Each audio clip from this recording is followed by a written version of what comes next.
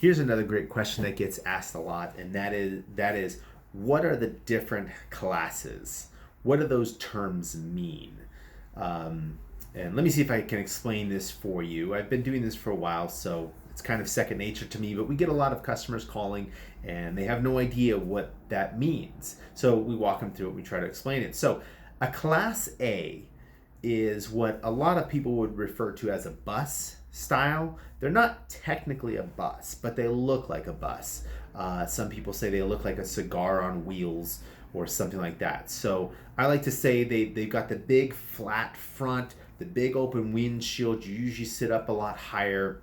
There's a lot more space, usually more headroom, a lot more storage space underneath. They are bigger in terms of space in that regards. But when it comes to length, that could be neither here nor there, meaning you could have a 24-foot Class A or you could have a 24-foot Class C or Class B.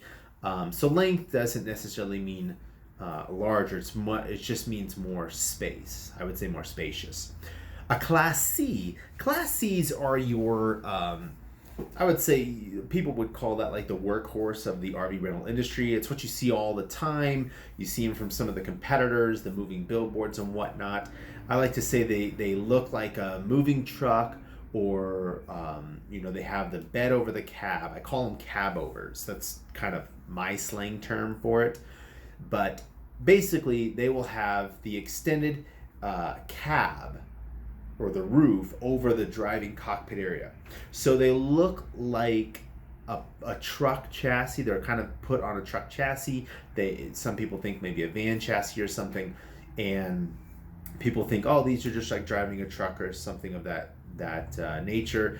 And that may be true. You sit a little bit lower. You've got a little bit more blind spots and whatnot. But the biggest thing about a Class C is you lose some of the space in exchange for more beds. The Class A's don't have as many beds usually. Now, recently, the manufacturers have been making Class A's with the bunks and some of the drop-down beds over the cab, which is kind of nice, and that's really nice. That's great.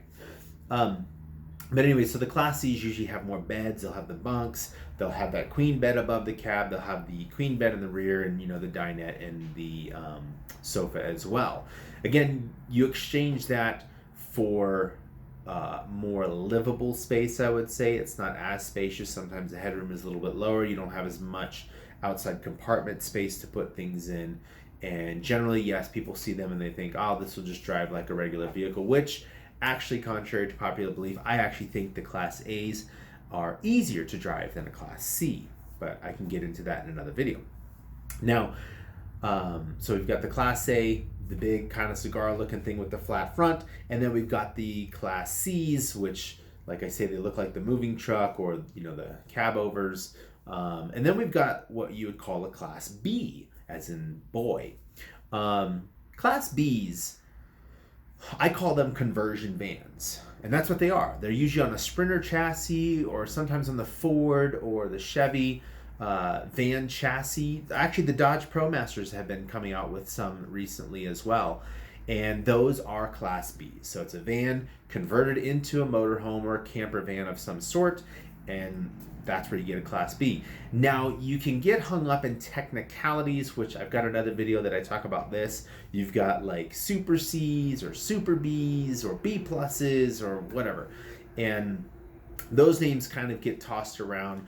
But those would be, I would say, tweaks to the standard classes. They're still kind of in the same class, but just slightly different. And again, watch the other video and I'll go into more detail about some of these uncommon names that get tossed around in the RV industry.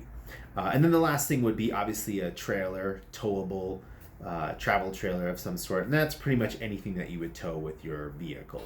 That's what a travel trailer is, or a towable unit. The first three I call motorhomes because they actually have a motor in them and you drive them, so it's like house on wheels, so to speak. Anyways, hopefully that clears some of that up, and thanks for watching the video.